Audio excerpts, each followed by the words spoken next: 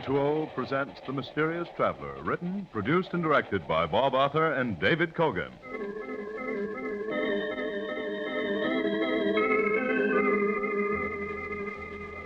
This is The Mysterious Traveler, inviting you to join me on another journey into the realm of the strange and the terrifying. I hope you will enjoy the trip, that it will thrill you a little and chill you a little. So settle back, get a good grip on your nerves, and be comfortable, if you can.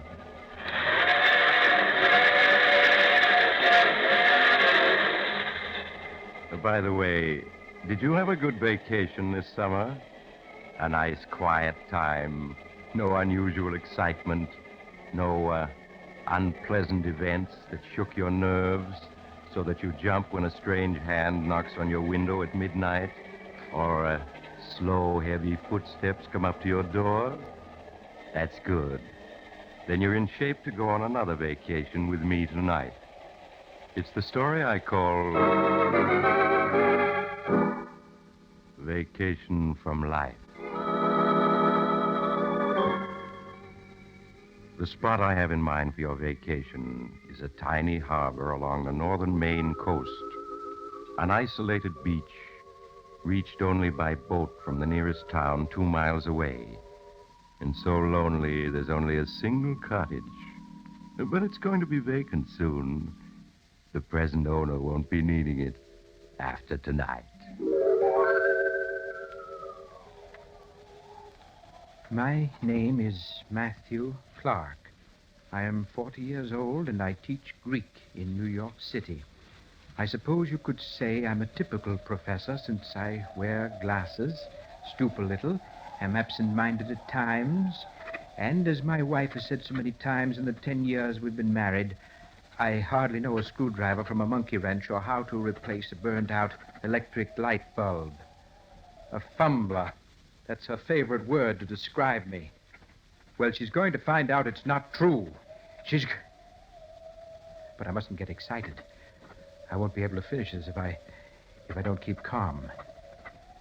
I'm writing this in our cottage on Desolation Beach in Maine.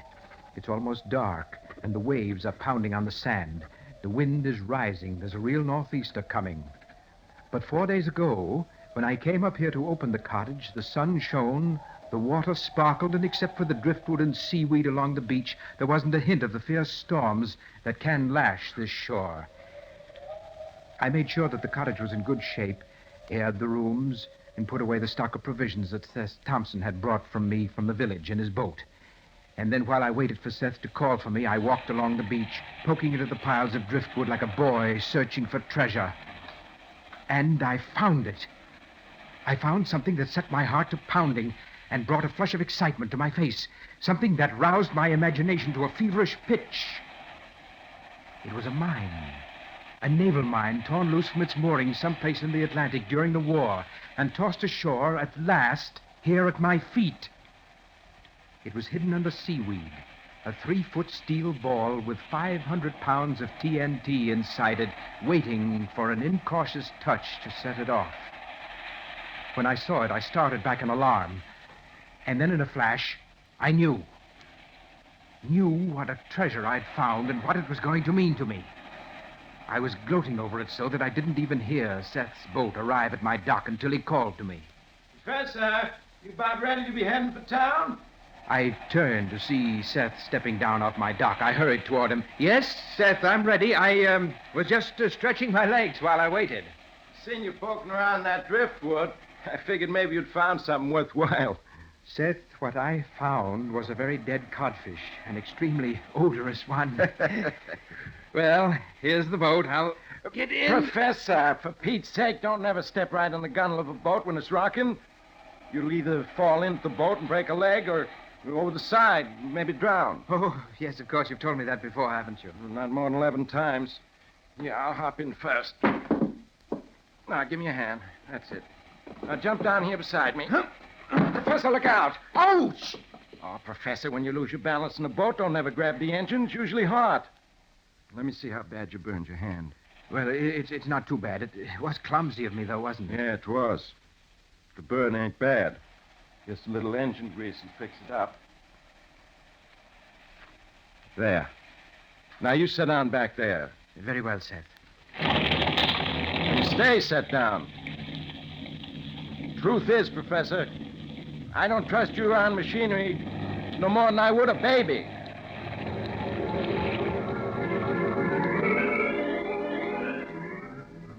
My hand burned painfully, but I was too elated to notice.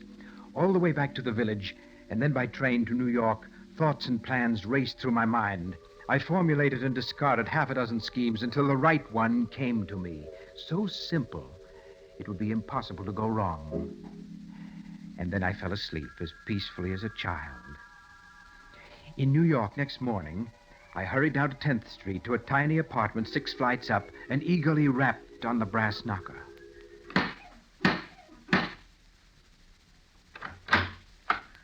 Why, Matthew. Matthew, it's you. Yes, Ruth, I know you didn't expect me so early, but here I am. Oh, I didn't expect you so early, but I am glad to see you. Won't you come in? Thank you. I'll make you some coffee. Sit down and be comfortable. I'll only be a moment.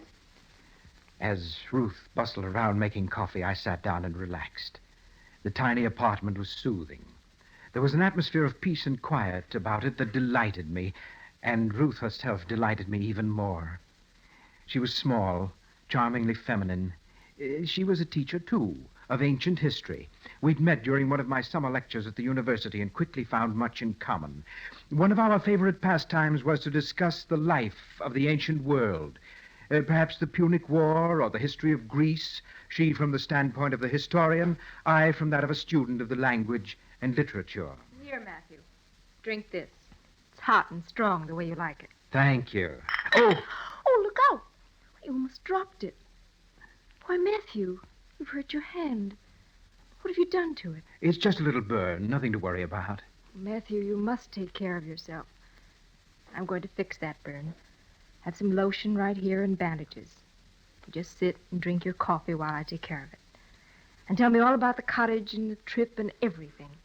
The touch of her fingers was amazingly soothing, and as she bandaged my hand, I told her of my trip, though I said nothing of the mine that I'd found on the beach. She listened to me as a woman should, with interest and appreciation.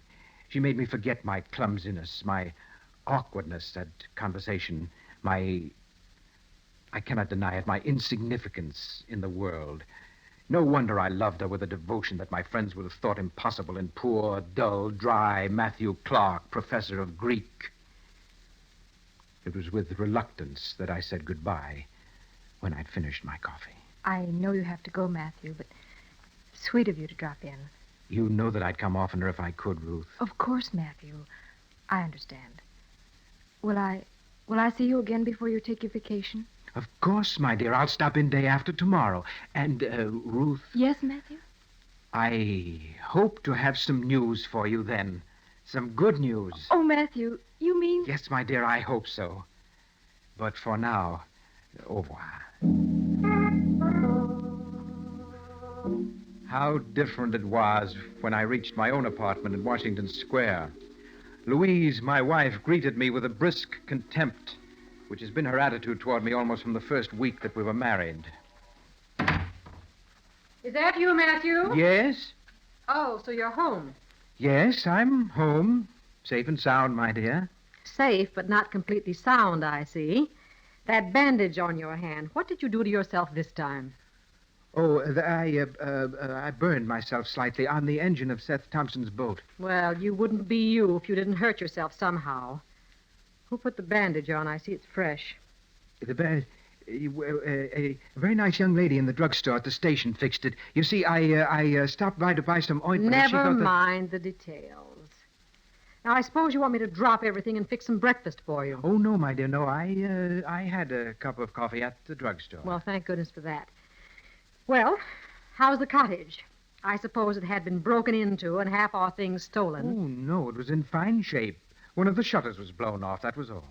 What about the electricity? I suppose you forgot to have it turned on. No, my dear, I attended to that first thing. The place is ready and waiting for us. Well, I can hardly believe you haven't forgotten something. But I can't stand here talking. I have things to do. I suppose you'll want to rest. Yes, I would rather like a nap. I didn't sleep so very well on the train. Very well. I'll see you at dinner. There's something else I want to talk to you about, but it can wait. Something else she wanted to talk about. Well, there was something else that I wanted to talk about, too. I was sure it would do no good, but I had to mention it. I didn't see Louise again until dinner, and then she wasted no time in coming to the point. Matthew, I wanted to speak to you about your insurance. My insurance, darling? I said insurance, didn't I? Wish you wouldn't repeat my words after me like a parrot. Well, I'm sorry, Louise. It's just that I rather think I'm carrying all the insurance I can afford on a teacher's salary. On a teacher's salary. That's exactly the point. Now, suppose something happens to you. What's to become of me? We certainly haven't been able to save anything. There is my life insurance. $5,000. A pittance in these times. No, Matthew, you must take out more insurance.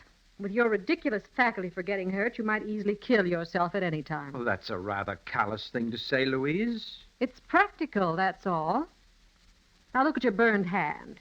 You might just as easily have fallen overboard and drowned as fallen against the engine. Louise, I'm not a child.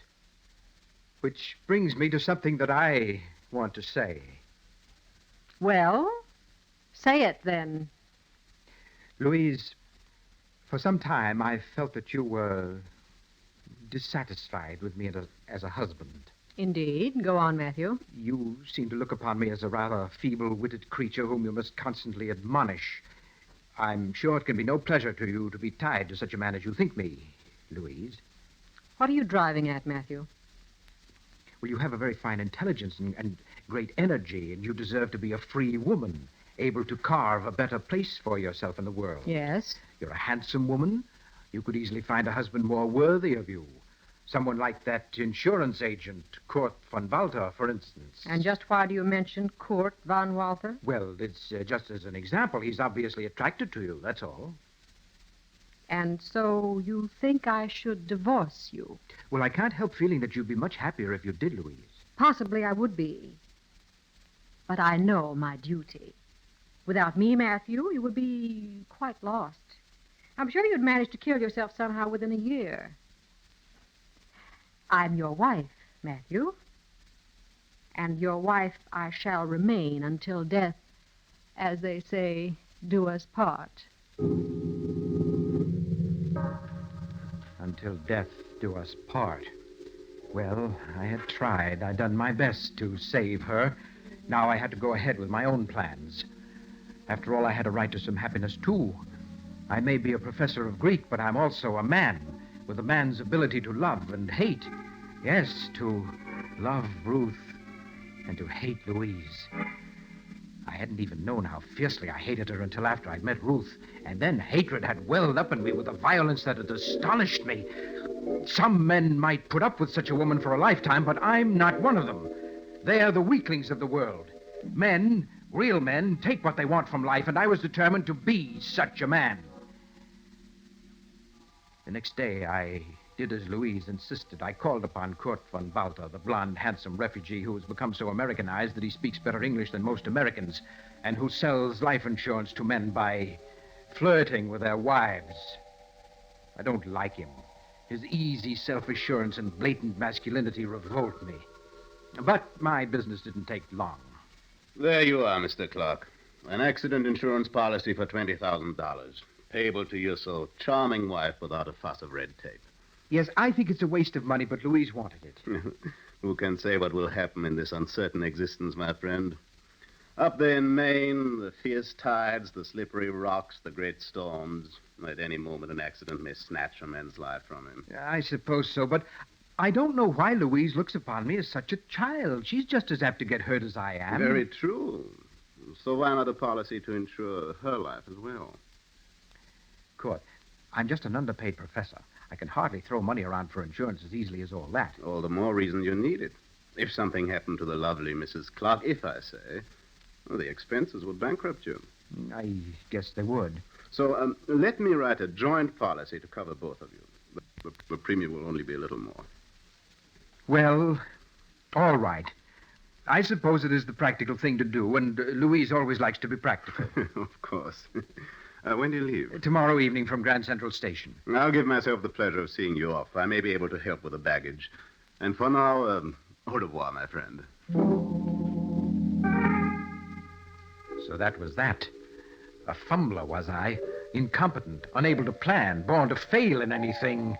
Louise would see. Her life was insured in my favor for $20,000, and Kurt von Walter would have to testify that he talked me into it. 20,000. What freedom that would give Ruth and me. We could travel, see Europe, Greece, visit the very spots where Socrates walked and Plato composed his immortal dialogues. But I concealed my jubilance, lest Louise notice it and suspect something. I paid a brief visit to Ruth to say goodbye and to tell her something of the wonderful future ahead for us. Oh, Matthew. Matthew, I can hardly believe it. Greece, Rome, Venice, all the famous spots of the old world. It'll be wonderful. Yes, we'll live life for a change, Ruth, instead of just reading about it in books. Then your wife, she has agreed to? Yes, she's going to divorce me. I'm not the man for her, and we both know it. Oh, I think you're a fine man, Matthew. Thank you, my dear. But Louise looks at things differently. We'll be back soon and attend to everything then. Very soon. I promise you. Yes, very soon. Much sooner than anyone but myself could guess. That night, Louise and I left on the main express. True to his word, Kurt von Walter, smirking and odious, was on hand to see us off, and Louise made a foolish fuss over him. Oh, you really shouldn't have come to the train with us, Kurt. It wasn't necessary. But of course not. It was a pleasure, dear lady. And the way you carried all our bags. Poor Matthew could never have carried half of them, even if he hadn't burned his hand. Well, on the other hand, I could never have learned Greek. Greek? Oh. Well, I hope you have a fine trip. Thank you. I shall be up that way myself next week. I'll drop in on you. We'll be looking for you, Kurt. We'll never forgive you if you fail us, will we, Matthew? What? Oh, never mind. Oh, dear, it's train time. Goodbye, Kurt. Goodbye, dear lady. Oh, Kurt, you shouldn't have done that. I'm not used to having my hand kissed. In that case, dear lady. Oh, Kurt, you're a wicked man to kiss me like that in front of my own husband. I could not help it. In that case, I forgive you. Goodbye. Goodbye. I shall be seeing you soon. Very soon. Yes, Kurt, very soon.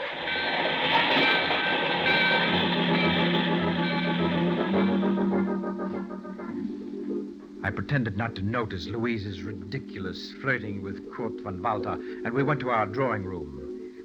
The trip passed quickly, and exactly on schedule, late in the afternoon of the next day, we were in Seth Thompson's boat, approaching our cottage on Desolation Bay.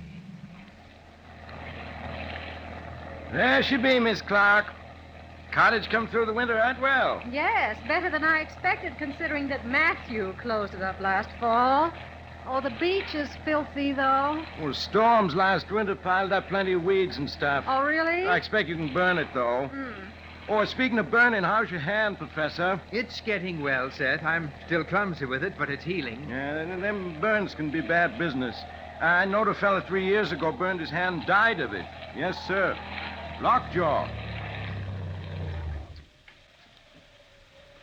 Well, here we are. At last. I'll tie her up and help you unload. Then you folks are all set for your vacation. Only you're going to have kind of nasty weather the next 3 days. What? Why, is a storm coming up? Oh, goodness, the sky has gotten gray since we left the village. And the dear. wind's kicking up. Look at them whitecaps out there. Yeah, we're in for a real nor'easter.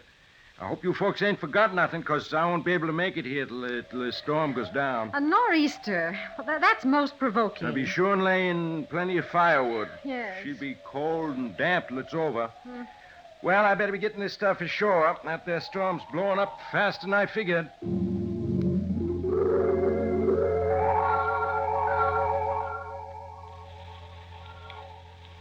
Just listen to that wind. We might at least have had a few nice days to begin our vacation. It is too bad, my dear. Well, you don't seem very concerned about it. If anything, you seem to be quite happy that we're going to have a storm. No, but I'm not. Oh. Now, let's see, everything's put away. Matthew, why didn't you have the phone installed as I asked? The price of running a wire out this far was prohibitive, Louise. Oh, money. I'm so tired of not being able to do what I want because it costs too much. Oh, well. Matthew, we need firewood. It's getting very cold, and all we have is that big log beside the fireplace. Yes, of course. I'll go pick up some on the beach. I'll be back in 10 minutes. I hurried out of the cottage. The wind howled and the waves were pounding on the beach, sending white foam flying. I strode along the hard, packed sand, exultant. Everything was working to help me. The storm, my burned hand, everything was combining to aid me, as if I'd planned it so. 100 feet from the house, I found the mine, just as I'd left it, hidden beneath the seaweed. A 3-foot globe of concentrated death, nestling among the driftwood of seaweed and dead fish, covered with barnacles, so innocent looking, so deadly. Carefully, I lifted the seaweed I'd placed on top of it and exposed the detonating horns, those deadly knobs of metal sticking up from the mine and spelling death to any ship that touched them. Next, I found several pieces of wood nearby, just the right size for our fireplace, and pulled from the sand a length of rope which once had anchored a fisherman's lobster pot. And now came the dangerous part. I had to fasten several pieces of the firewood to the detonating horns of the mine, using the rope to tie them fast. With the wind blowing steadily stronger and the storm coming closer, I worked as delicately as a surgeon. A fumbler was I. Not now. In 5 minutes, the job was done. The driftwood tied securely to the detonating horns. A super booby trap for anyone seeking firewood on that beach. A strong pull on one of the pieces tied to the mine. And afterwards, what evidence would there be? It would be tragic, of course. But really no one's fault if Louise stumbled into a mine while walking on the beach. I'd mourn for a while, and then married dear, sweet, adoring Ruth. I was finished. I put seaweed back to cover the mine, leaving the driftwood on top, where it'd be easy to see and pick up. And then I hurried back to the cottage, and my heart was pounding in my chest with a noise like the thunder of the waves as I flung the door open and entered. Well, Matthew, where's the firewood? I'm sorry, Louise. It hurt my burned hand. I couldn't carry anything back. I might have known it. You can't even bring in firewood, you fumbler. Well, I did gather some. I left it on top of a pile of seaweed down the beach, but I couldn't bring it any further. Now I suppose I have to go get it. Well, I'll help you, but I can't pick the sticks up alone. Oh, no, Matthew. You stay here and get the fire started. Maybe you can chop some splinters off that log, even if you can use only one hand. Of course. I'll have a fine fire going when you get back. I can handle the axe with one hand. You see?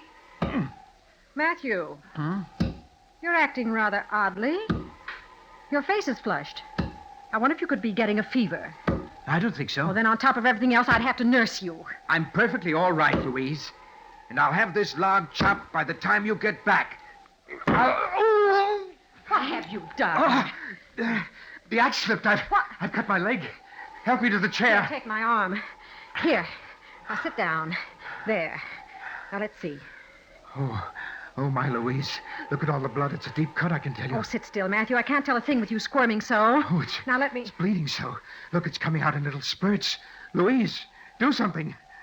I'm very much afraid, Matthew, that you've cut an artery. Huh? An artery? Oh, no. I always knew something like this would happen someday. Louise, don't just stand there. Do something. Put a tourniquet on my leg. No, Matthew. No? What do you mean? I mean that fate has obviously intended you to die, and I don't propose to interfere. Louise, I don't understand you. What are you saying? Matthew, listen to me. When you said the other day that I should be married to someone like Kurt von Walther, you were perfectly right. I love Kurt, and he loves me. He said so. Louise, you're joking.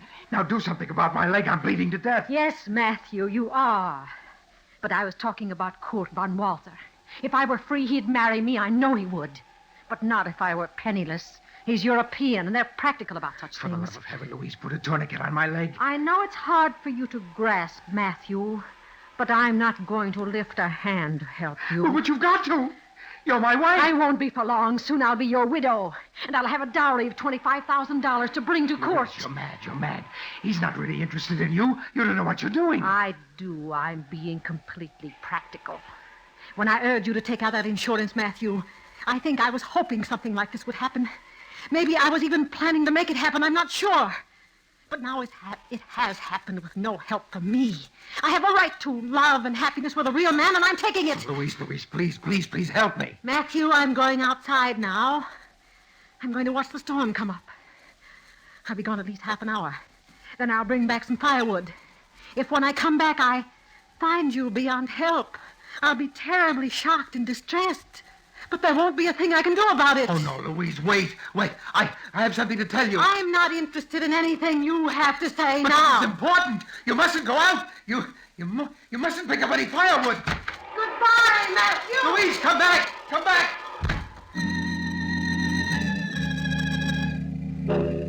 That was just a half an hour ago.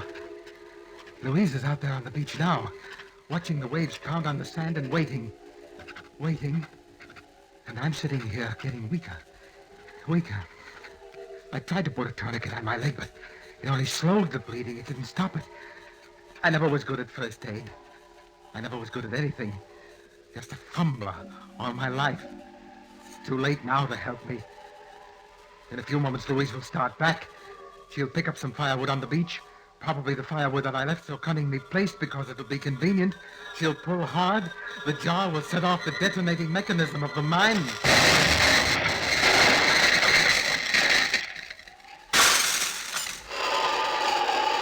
There. That is the explosion and broke the window of the cottage. My scheme worked. It worked. So I'm not such a complete fumbler after all.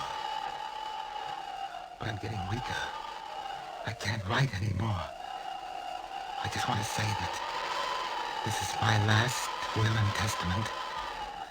The $25,000 from my insurance policies I leave to the Handicraft Foundation for Boys, to be used in teaching boys how to do things with their hands.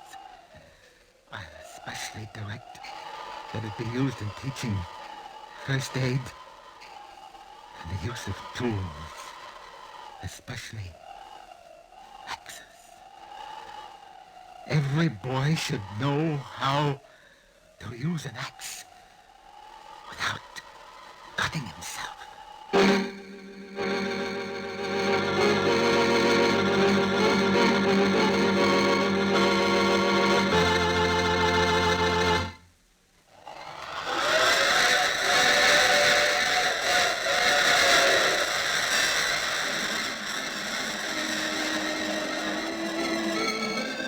This is the mysterious traveler again. So that cottage is empty now. There's really nothing wrong with it. Just a broken window and a few shingles torn loose by the explosion of that drifting mine that washed ashore down the beach. You could fix it easily. If you'd like to know where it is, I could... Oh, you have to get off here. I'm sorry. But I'm sure we'll meet again. I take this same train every week at this time.